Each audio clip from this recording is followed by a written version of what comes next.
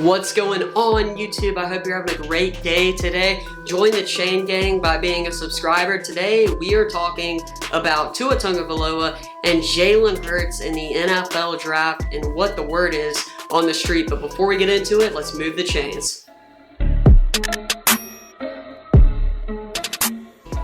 How you doing out there? Comment down below your favorite player in the NFL draft and let's get into it. Let's talk Tua Tagovailoa. The word on the street is he is losing draft stock to Justin Herbert because of his injuries. But I decided to look into Tua's stats. There must be something more than injuries. While he is probably one of the most, if not the most accurate quarterback in college football history, he does have some problems. As Nick Saban even said, he holds on to the ball for too long. He tries to extend plays when simply he could throw it away and be a little bit safer and avoid a turnover-worthy throw, or possibly an injury to his hip or to his ankles.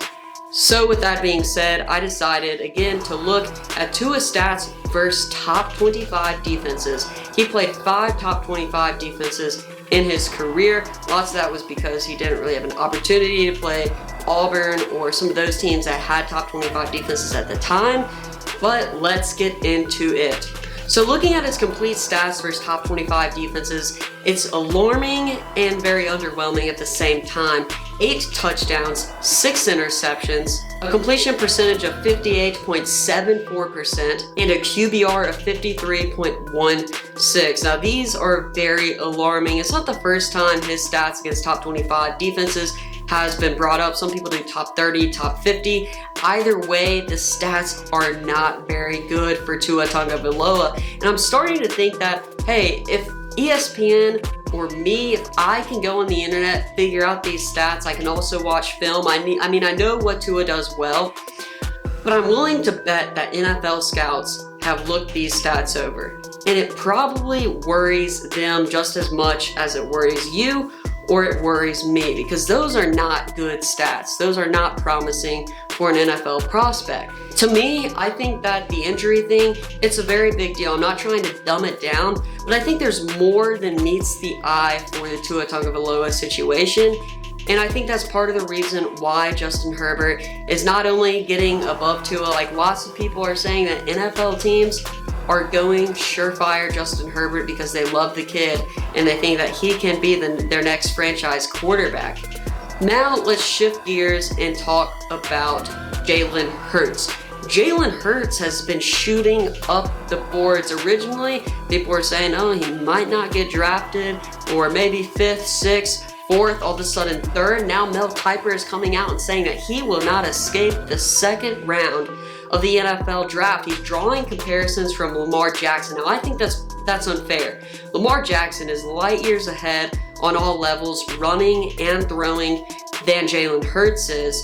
But then he's also getting comparisons to Taysom Hill, and I'm thinking, well, if teams are really considering Jalen Hurts, drafting him in the 2nd round, I'm willing to bet they're not going to treat him like a gadget player like Taysom Hill. They're going to treat him as a solid backup quarterback and eventually a face of the franchise quarterback. So some of the teams that are interested in Jalen Hurts right now are the Chargers, the Steelers, the Patriots, and the Packers.